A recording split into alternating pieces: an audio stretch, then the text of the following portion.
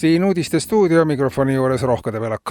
Saatse saab olukorra tuules on mitmed omavalitsused pöördunud Välisministeeriumi poole konsultatsioonideks. Omavalitsused soovivad teada, millised oleks võimalused rentida Venemaalt 7 Vene soldatit, keda oleks siis võimalik panna ühe või teise Eestimaa teejupi peale seisma, et vajalikud teed saaksid kiiresti valmis. Eestis on palju teid, mille valmimist on aastakümneid oodatud ja ehk oleks abi sellisest käigust. Ka mitmete põhisuundade 2+2 maanteed võiksid nii kiiresti valmis saada, kui ühe suuna peal tolgendaksid jalus Vene sõdurid ja riik peaks rajama möödasõidutee, märgitakse omavalitsuste valitsusele saadetud ettepanekus.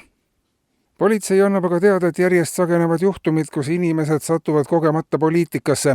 Kaatse rahvamajas näiteks asutati 3 päeva eest Edela-Eesti Labakindla selts. Neile hommikul aga avastasid seltsi liikmed rahvamajja tulles, et öö jooksul on seltsist saanud valimisliit ja kõik plaanid kududa ja kindamustreid koguda lähevad nüüd vett vedama, sest tuleb hakata valmistuma valimisteks. Sama joonis kordus nädala eest asutatud Türi konnasõprade ühinguga ja veel enam kui 30 seltsi või ühinguga, mis loodud viimase kuu jooksul. Nii kui inimesed millegi toreda ja arendava peale tulevad, muutub see peatselt poliitiliseks ja heast algatusest saab partei. Aga on ka drastilisemaid näiteid. Kernaveres läks kohalik elanik hommikul poodi leiva järele ja astus kogemata parteisse, kus ta juhuslike möödujate ja Päästeameti abiga siiski 2 tunni pärast kätte saadi. Mehega kaasas olnud koera ei õnnestunud, aga päästja loom ongi nüüd valimiste kohalik esinumber.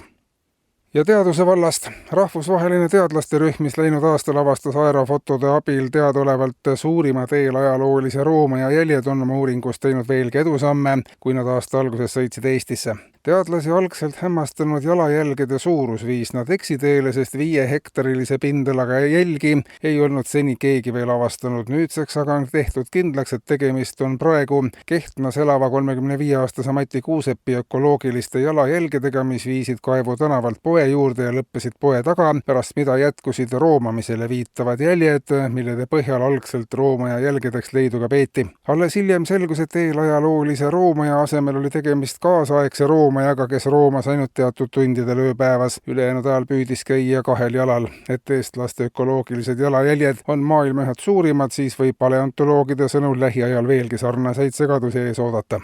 Ja mitmesugust. Täna algab Tallinnas Eesti esimene kasulike idiootide kokkutulek. Toimub ka seminar, kus arutatakse, millega idioodid saaksid kasulikud olla, sest vaatamata sellele, et järjest sagedamini üht või teist inimest kasulikuks idioodiks nimetatakse, ei ole suurem osa sellise tiitli pälvinutest ise aru saanud, millega ja kellele nad kasulikud on. Samuti ei ole selge, millega eristub kasulik idioot lihtsalt kasulikust inimesest.